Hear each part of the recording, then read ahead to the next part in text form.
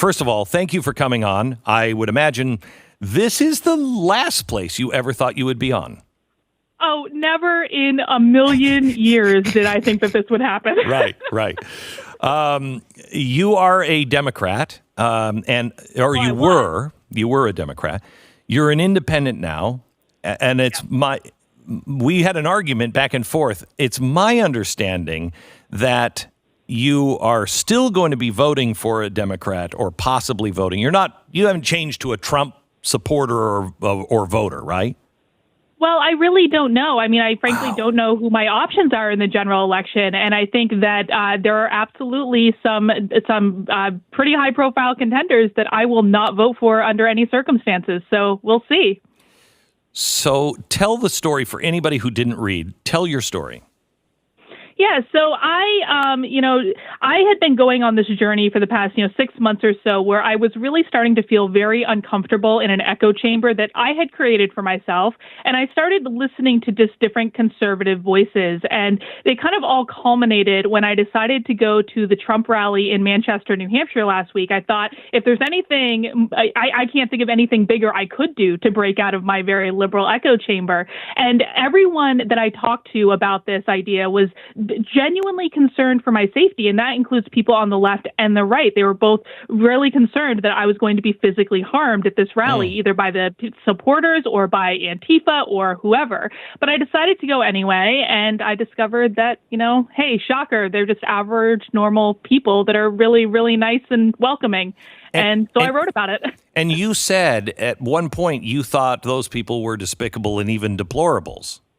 Oh, yeah, absolutely. I definitely went through a phase, probably for about a year and a half, where I really thought that, anyone who supported President Trump was at best supporting racism and at worst downright racist themselves. Yeah.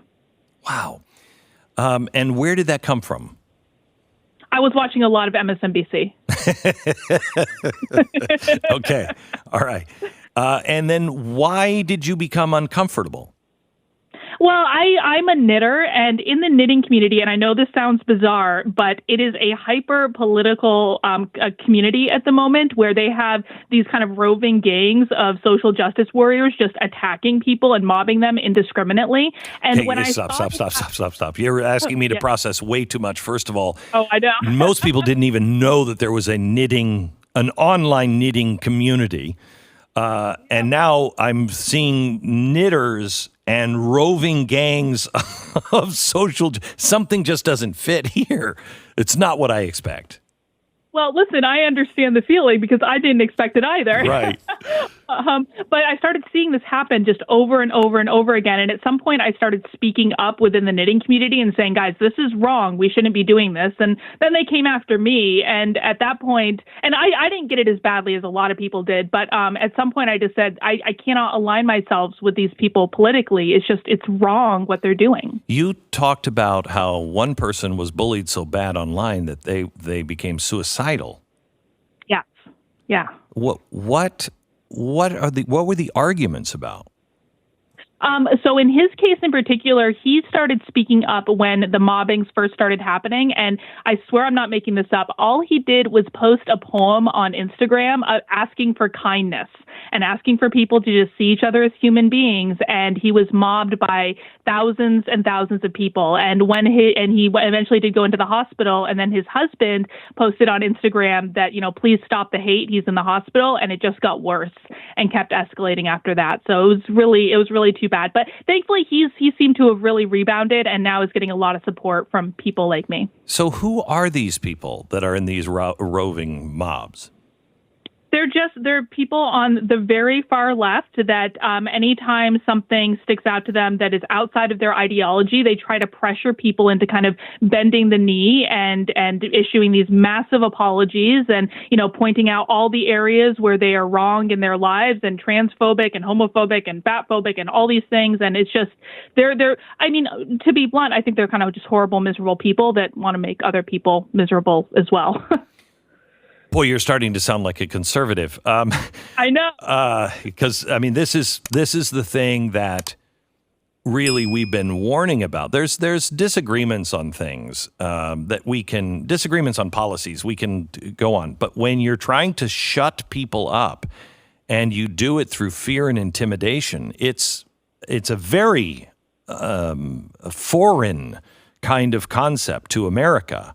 That's not who we were. That's not what made us great. That's not what made us big. And anyone who's doing it on any side is really engaging in some really dangerous stuff, because it always ends the same way.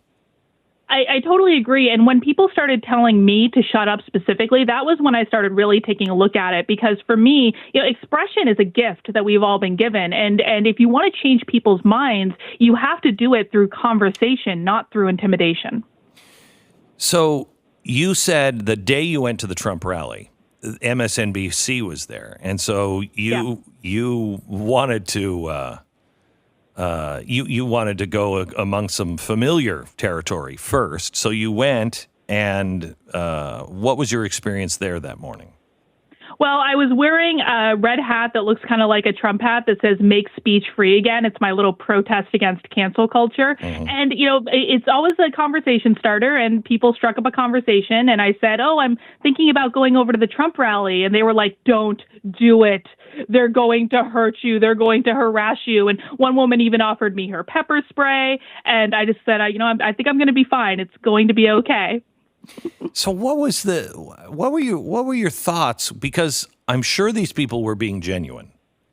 Yes. So what were your thoughts on that? Especially somebody of your profession, that you look and say, these people genuinely care about my safety.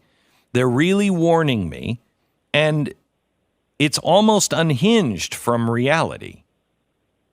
Well, yeah, and I think that when literally every single person around you is in fear of your safety, it's really hard not to question and say, what are they seeing that I don't see? But it's also an indication that I knew I had to do it at that point, because I knew I had to see for myself what was going on.